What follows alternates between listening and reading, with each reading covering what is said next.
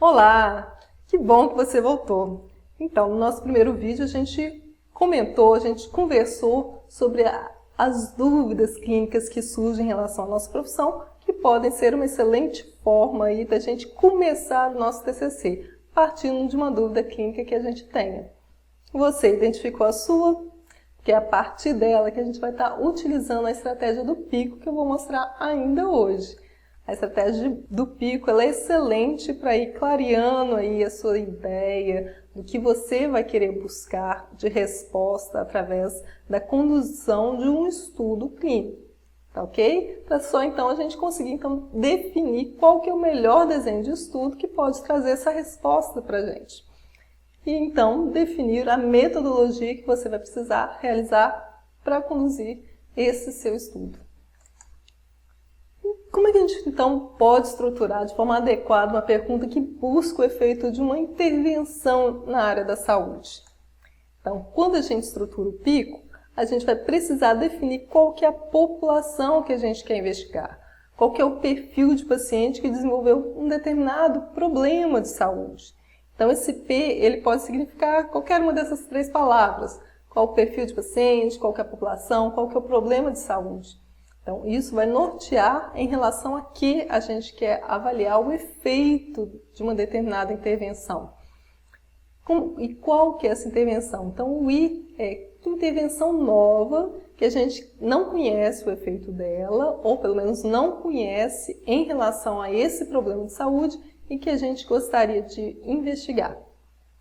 E o C é em relação ao grupo controle, que qualquer estudo que a gente queira quantificar o tamanho do efeito de uma intervenção, a gente tem que comparar com alguma coisa, a gente tem que ter um parâmetro de referência.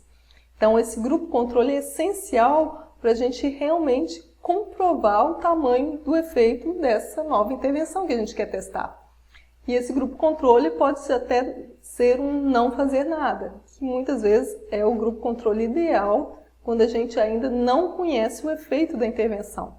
Então, o grupo controle não faz nada e a gente observa o efeito daquela intervenção comparado à evolução natural da doença.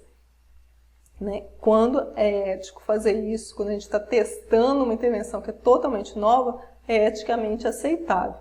Mas se a gente já tem um tratamento para esse problema de saúde, a gente conhece que ele tem efeito, a gente não pode usar um grupo controle que não receba nenhuma intervenção. Então, a gente pode comparar com essa intervenção que já é o padrão da atualidade, porque ela já demonstrou um efeito. Ou a gente vai utilizar como grupo controle um placebo, ou seja, uma intervenção que seja exatamente igual à intervenção que você está oferecendo, está querendo testar, mas ela não tem um princípio ativo. Isso nem sempre é possível, Principalmente quando a gente fala de equipamentos, nem sempre a gente vai conseguir parecer que está funcionando e, na verdade, não tem nenhum efeito. É só para mascarar para o paciente, para que ele não tenha aquela percepção de cuidado e, com isso, se sinta melhor. Esse é o efeito placebo. Essa percepção que, às vezes, o paciente tem de que melhorou, só que não existe um princípio ativo para poder trazer esse benefício. Esse benefício é mais uma percepção psicoemocional que ele tem, de que ele realmente melhorou, ok? Então, é sempre necessário a gente definir, comparado ao que a gente vai testar essa intervenção nova que a gente quer avaliar o efeito dela. E o O é em relação ao outcome, que do inglês significa desfecho, ou seja, qual que é o nosso objetivo com esse estudo? O que a gente espera obter de resultado? O que a gente acha que vai melhorar como resultado do efeito dessa intervenção que a gente está testando? Então, quando a gente consegue definir o pico, então esses 4 elementos, a gente vai conseguir estruturar melhor a nossa dúvida clínica.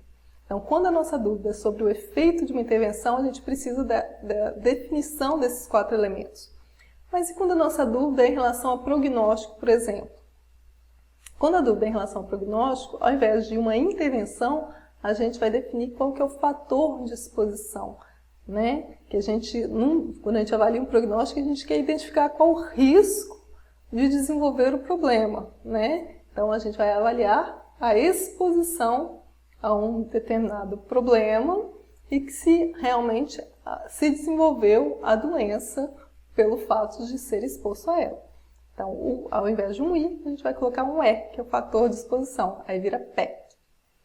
Mas a gente também pode não querer avaliar o efeito de uma intervenção. A gente pode só querer saber sobre a frequência com que um problema de saúde ocorre. Então, a gente define só o problema, define o desfecho. Tá ok? E foi assim, então, que eu resolvi definir uma dúvida clínica e que acabou se tornando aí minha tese de doutorado. Então, quando eu iniciei a minha prática profissional, eu também passei por uma situação que me gerou muito conflito. Eu vou contar para vocês essa história. Eu estava no meu primeiro ano de atuação profissional na área assistencial. E eu tinha acabado, já tinha feito a graduação em fisioterapia, me especializado em cardiorrespiratório e estava atuando dentro de um hospital cardiológico na UTI. Já estava lá atendendo um paciente que estava entubado, quando chegou uma paciente que tinha acabado de infartar, ela já estava sendo medicada, mas o tempo foi passando e ela não foi melhorando, pelo contrário. Ela só ia piorando e toda hora chegava um médico e discutia com o plantonista e a paciente só piorando, eu olhando aquilo foi me incomodando e estava incomodando a todos. Por quê? A gente estava sem um respirador para conduzir essa insuficiência respiratória da paciente. Então, naquele leito, naquele dia, o respirador estava para manutenção. E acabou se fazendo a admissão da paciente. E a paciente foi piorando. E até mesmo a gente poderia pensar em usar a ventilação não invasiva. Mas os dois equipamentos que a gente tinha estavam em solução no glutaraldeído.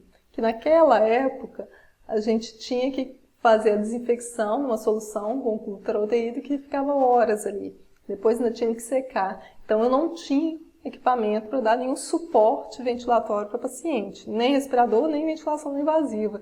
E aquilo me angustiou muito. Porque eu sabia que ali uma pressão positiva podia fazer diferença para ela. Ela estava só com catéter de oxigênio e recebendo a medicação cada vez mais otimizada e ainda assim sem resposta. Foi quando eu olhei para o AMBU. AMBU é pressão positiva, embora a gente não tenha o controle sobre essa pressão, é uma opção de ventilar de forma não invasiva, oferecer oxigênio e expandir esse pulmão que vai redistribuir esse líquido que ela provavelmente está acumulando no pulmão por conta do coração dela que não está bombeando sangue para frente, né? E com isso ela está desenvolvendo um edema pulmonar de origem cardiogênica. Embora o raciocínio não tenha sido tão completinho naquele momento, eu já sabia que a pressão positiva poderia ter um efeito positivo. Eu propus então para o plantonista: podemos tentar? Ele olhou para mim tipo assim, vamos tentar. Né? E foi que eu fiz. Né? Comecei a ambusar a paciente, nos primeiros minutos a saturação já melhorou, mas também ela estava lá com uma FO2 de 100%, que estava com bolso reservatório, mas foi melhorando. Foi melhorando, o médico, o plantonista começou a animar e ele começou a revezar comigo. Em menos de uma hora a gente tirou aquela paciente daquele quadro de insuficiência respiratória.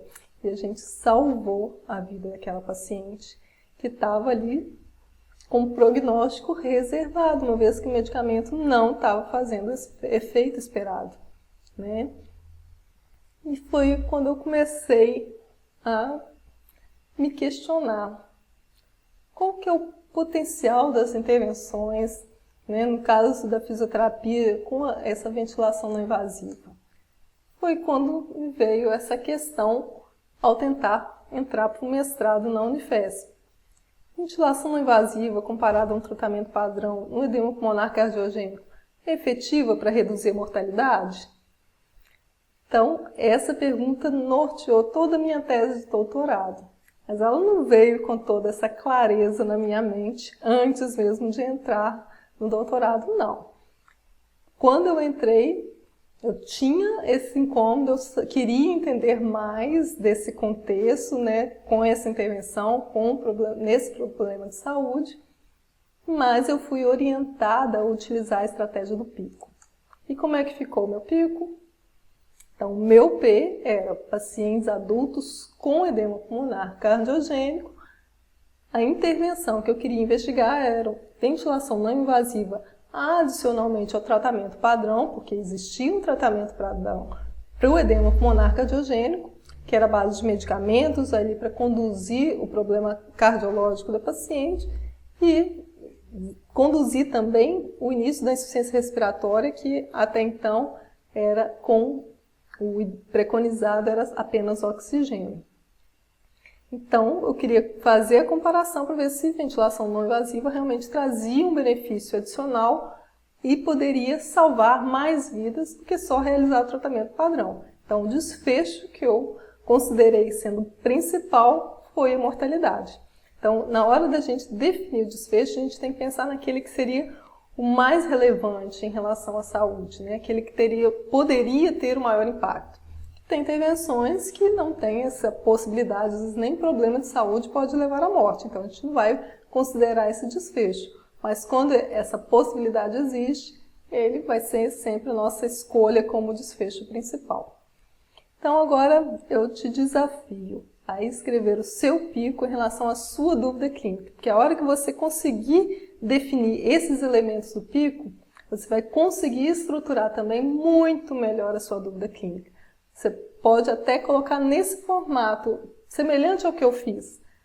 Comece ali pela intervenção, comparada a quê, para qual problema de saúde e o que você pretende melhorar.